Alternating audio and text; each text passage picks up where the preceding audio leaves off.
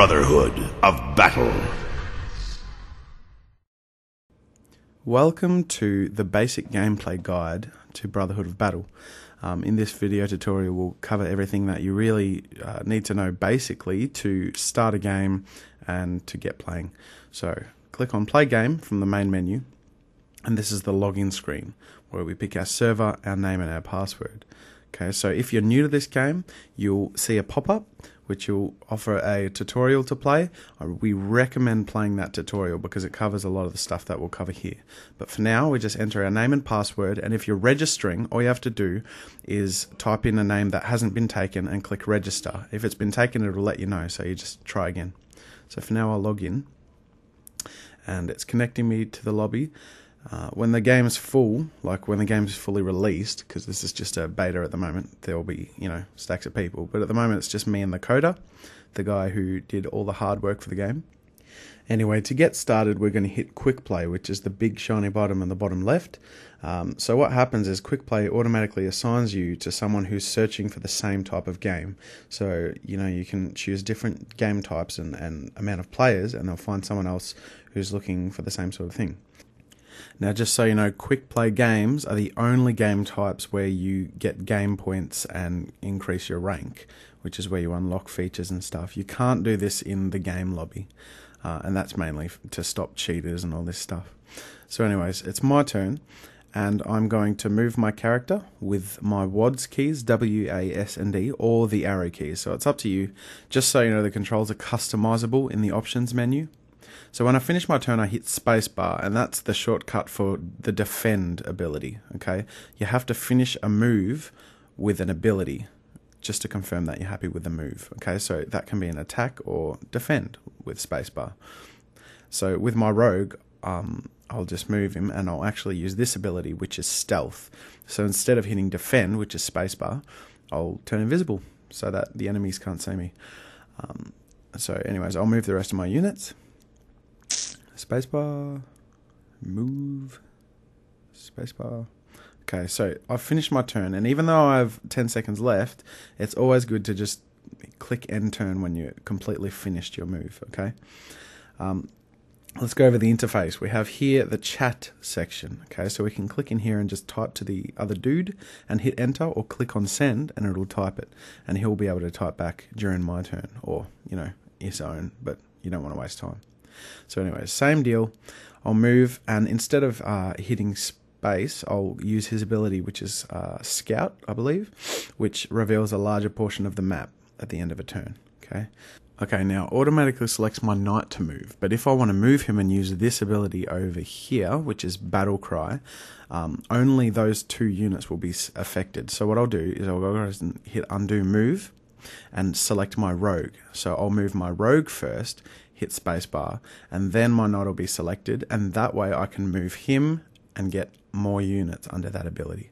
Okay, so you can actually change the order of who's being selected by double clicking on the unit or clicking on the portrait on the left.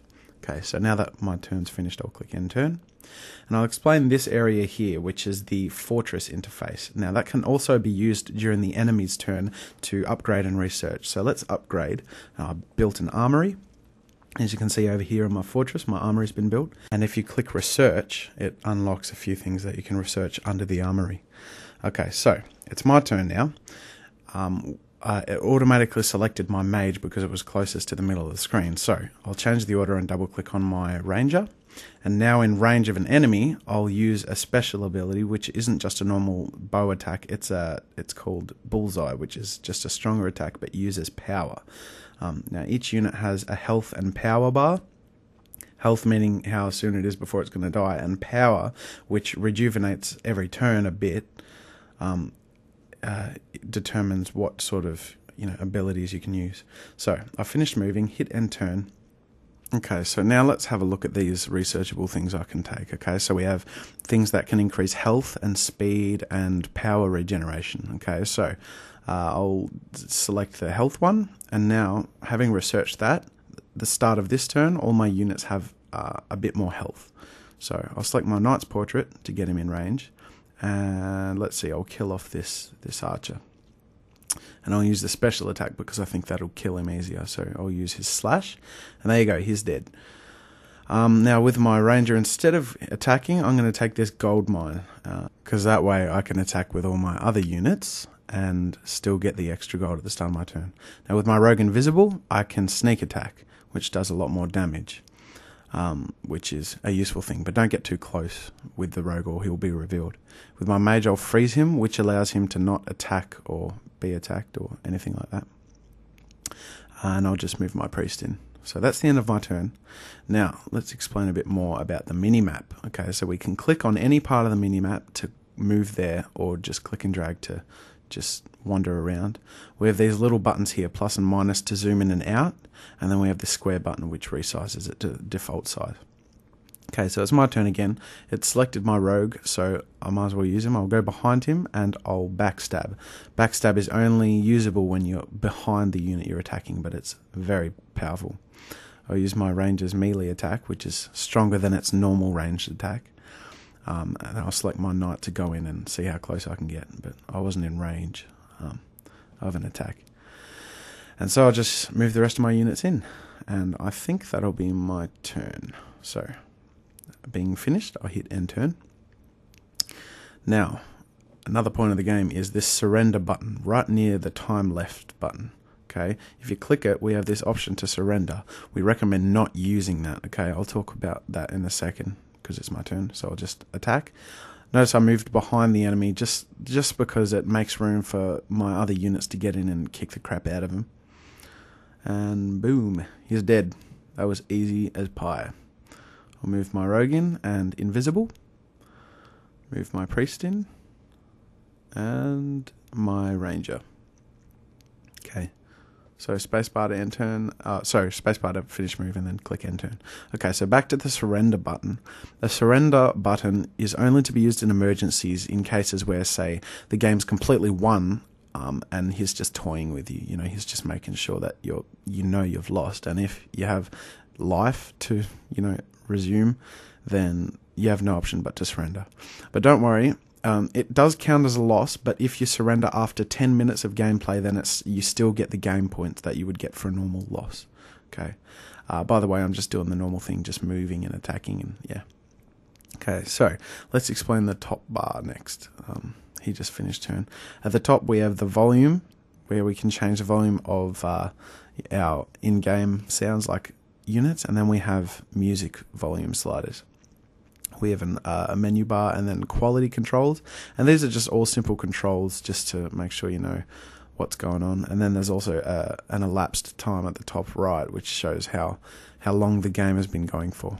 So I finish my turn, I'll hit end turn. Basically, I have enough money to recruit someone new now. Okay, I tried to recruit during the enemy's turn, but that didn't work, so I'll wait till my own.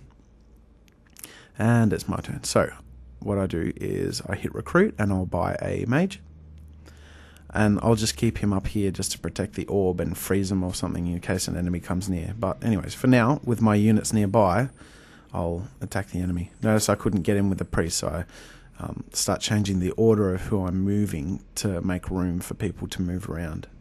Okay, so everyone's attacking this rogue at the moment, and now there's room for everyone to move through. Like the priest couldn't get through before, but now he's got a lot more room. So I hit end turn. It's the enemy's turn. Okay, this is assault. See this orb here? That is the objective of the game. So I'm supposed to kill this orb as quickly as possible.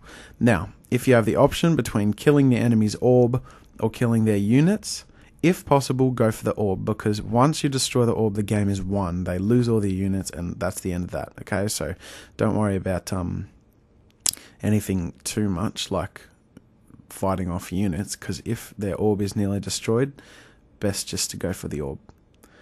My mage doesn't need to do anything. I'll just keep him there. Okay, so I think that's the end of my turn. So I just skipped forward in time to show me destroying the orb, and click, boom, his orb is dead, and that's the victory screen. So I hope you enjoyed watching, and I hope it helped.